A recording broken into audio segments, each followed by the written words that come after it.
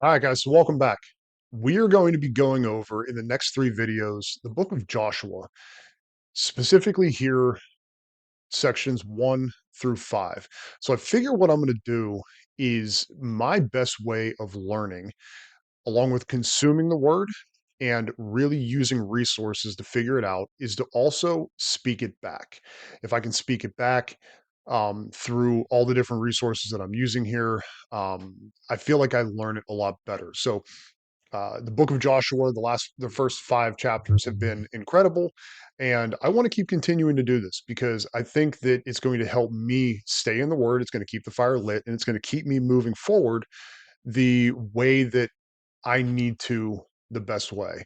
So I'm using my Legacy Standard Bible, my ESV, as well as a couple online resources. I'm using Bible Gateway and Logos Bible, as well as a Bible commentary and also a study guide for specifically the book of Joshua. So as I go through this, those are all the resources that I'm using.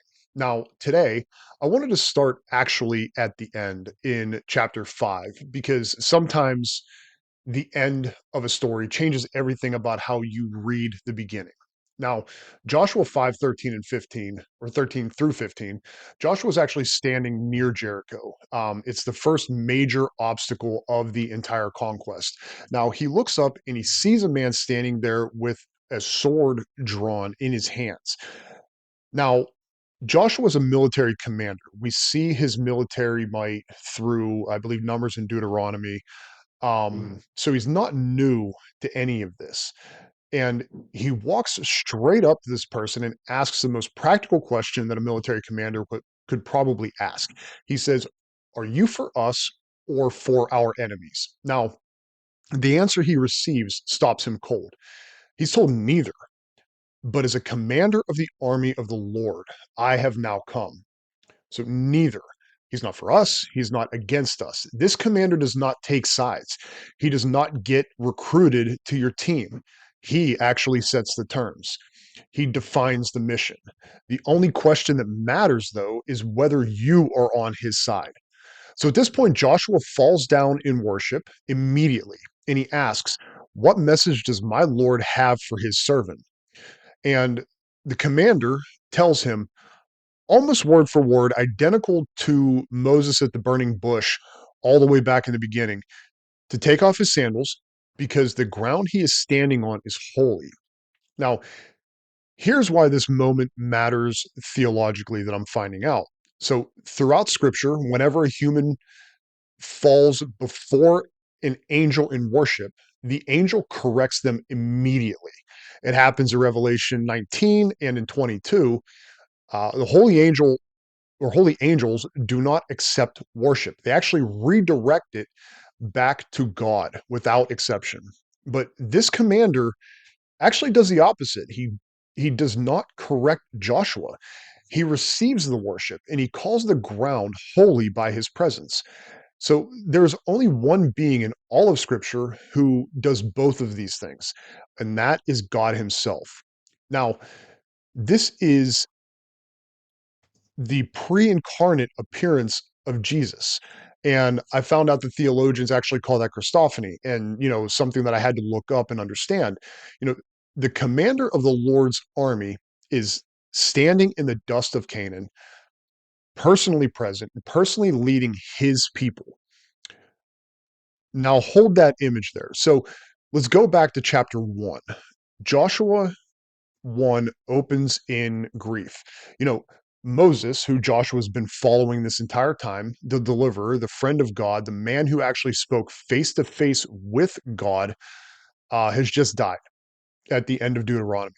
So, for the people who had known no other leader for 40 years coming out of Egypt, this must have felt like the ground had been pulled directly out from under their feet entirely.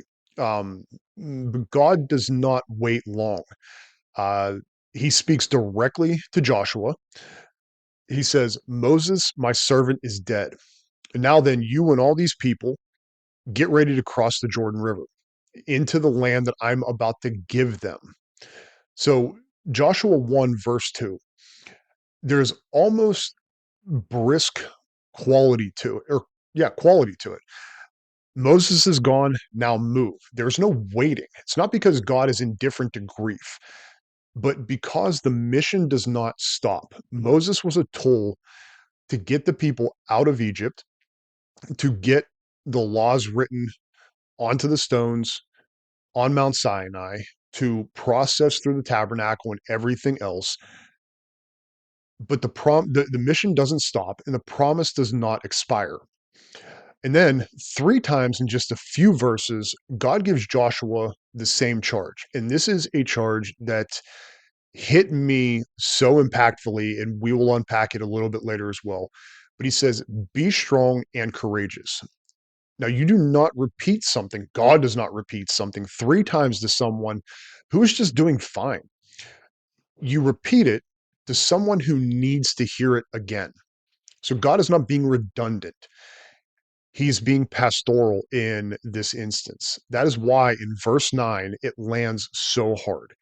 He says, "Have I not commanded you? Be strong and courageous.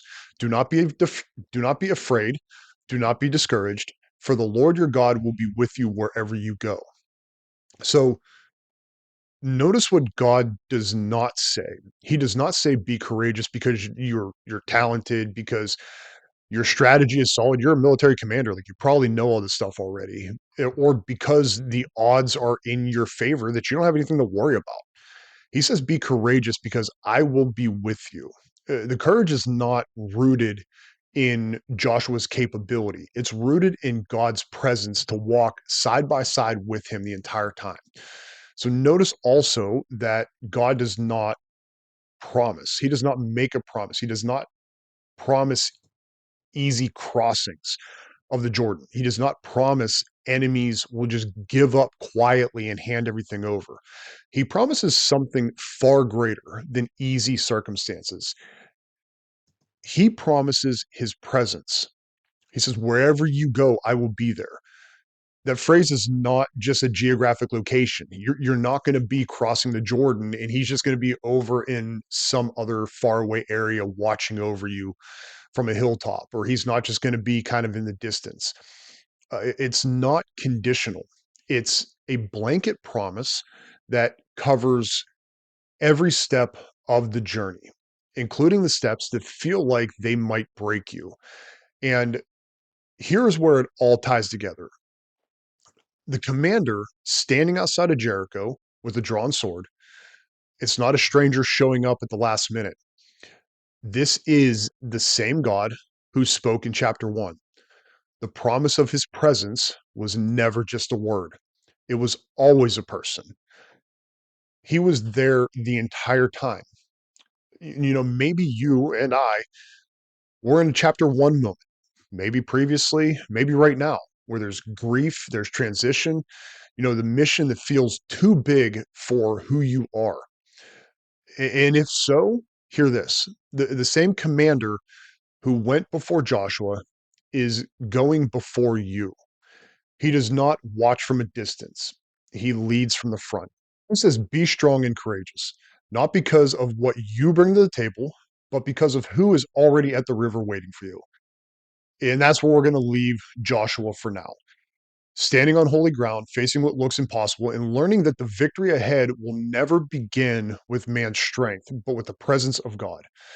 Because before the walls fall, before the battle begins, before Israel even takes a single step into Jericho, God is already at work in a place no one would expect and through a person no one would choose. The same God who goes before his people on the outside of the city is already moving inside of the city.